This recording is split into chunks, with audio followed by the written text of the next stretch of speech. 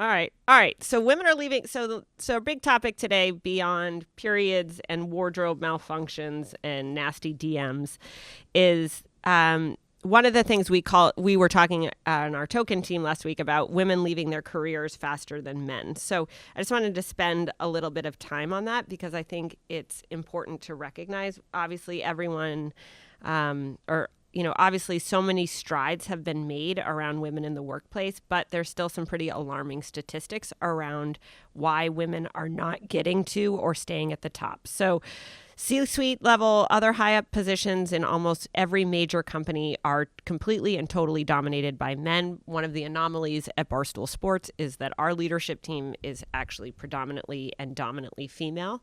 And what's hard, the question that raises is,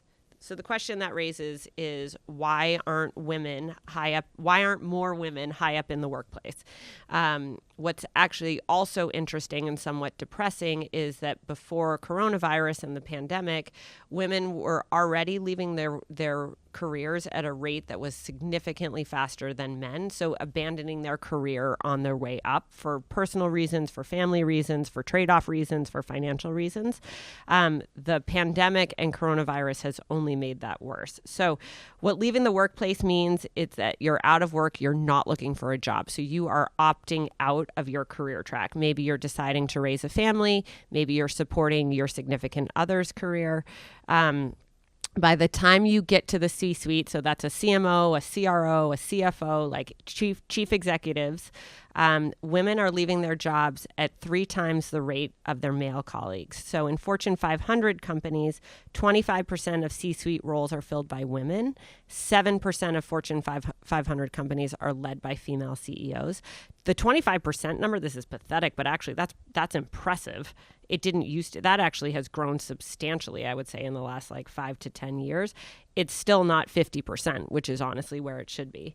The other thing that's interesting is that women are entering business schools, law schools, professional schools in numbers that are nearly equal to men, but they are substantially less likely to reach the highest echelon of their professions. Part of the reason is women are still predominantly responsible for raising families. They are obviously the only people who can bear children currently. And as everybody knows, the higher up you get in your career, there's sacrifices that you have to make around your time, around your priorities, and around your ability to balance the multiple jobs and hats that people wear. The other thing that's happening is that women experience burnout in different ways than men do. So women are 2 times more likely than men to run their household. They're 3 times more likely than men to run their children's schedules. And they're 8 times more likely to require time off for taking care of sick children. This creates burnout. This is stressful. I think there's a lot of marriages and a lot of partnerships and a lot of domestic arrangements where women can afford help, or you have a great partner who carries his or her share of the weight. But it's very easy to get overwhelmed. It's very overwhelming to have to carry on a full-time job and run a family and keep a marriage going. And keep your children cared for. That's a lot. The other thing that's happening, obviously, in the pandemic is that more kids are being homeschooled. Kids are home more. Everybody's home more. So schooling your kid at home is a full-time job. So it's impossible, I think, to work and be able to school your kid at home. And overwhelmingly, women are the ones who are opting out of their career to make that happen. Not in all cases, but in an overwhelming number of cases, that's what's happening.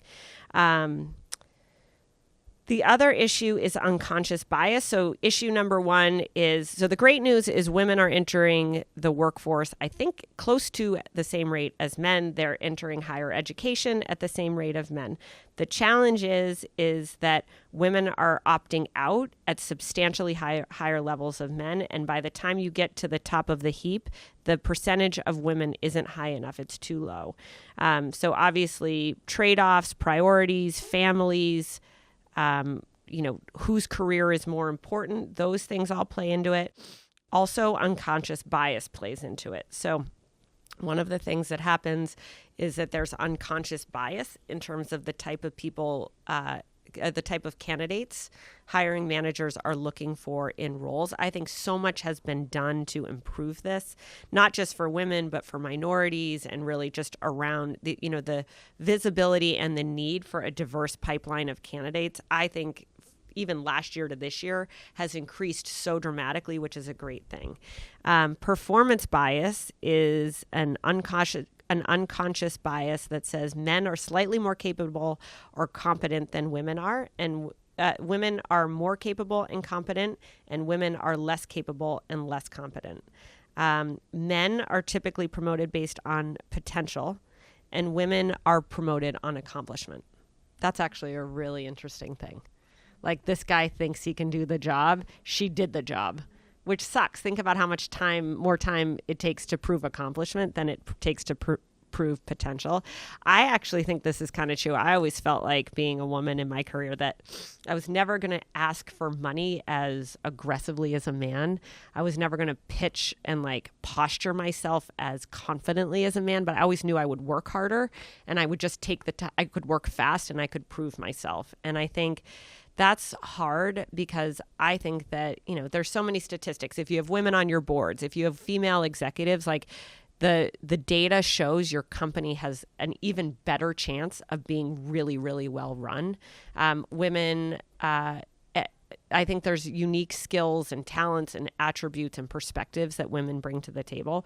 I ultimately think the best kind of company you can have is with all sorts of people, any gender imaginable, every race imaginable. The more people you can put into the pot and have them work together to a common goal, the better off everybody is. But it's interesting to see, it's interesting to think that a man gets bet on because he seems like he'll be great. When a woman gets bet on, it's because she proved that she was great. COVID has caused so many women to leave the workforce. Experts are suggesting that women will be set back an entire generation in terms of wages and opportunities. God, that sucks. All right, September 2020 alone, 865,000 women left the workforce, 4 times the number of men. Wow. Schools went virtual, obviously. Childcare facilities are closed. Parents have to make the decision about who's going to school their kids. The choices were the choice was predominantly women. The other thing that happens, obviously, as women leave the labor force, their skills will depreciate. If you opt out, it is so much harder to get back in. That's the truth. And I think that's what's so hard, is it's so overwhelming to care for a baby and care for a family and keep keep everything running, and it only gets harder the more kids you have, or the more complexities. Maybe you're divorced. Maybe you don't have a lot of money to work with. Maybe you live someplace rural. Maybe you're stuck in a city. But the longer women are out of the workforce, the harder it is to get back into the workforce, and the discount that woman has in terms of how much she's paid and how much she's worth. So this obviously all brings up the question of can you have it all? I remember I went to, before I went to go work for Joanne Bradford, who's one of the people I'm closest to in my life. She had this women's executive retreat. This was probably in 2000. It was a long time ago, over 20 years ago. And I think somebody canceled, obviously, was the only way I got invited, but I somehow got an invite. And it was one of the most amazing business trips of my life, because I was around all these really high-powered women. And at that point, compared, 20 years ago versus today, there were way fewer women at the top. And Joanne was one of those women who really was incredibly dominant. And she was incredibly generous and did an exceptional job of raising women up. I am a product of Joanne Bradford. But she asked this conversation at dinner. Joanne loved a dinner topic. She was the queen of the I'm going to throw out the dinner discussion. And she asked, can you have it all? And that was her question, which I actually still think the question here is, can you have it all? Can you juggle a demanding career? Can you have a balanced family life? I think you can have it all. It's just really a question of what all is, and you can't have it all the time. And I think that's one of the hardest things is there's naturally sacrifices that come with everything. There's sacrifices that come with working too much. There's sacrifices that come with not working.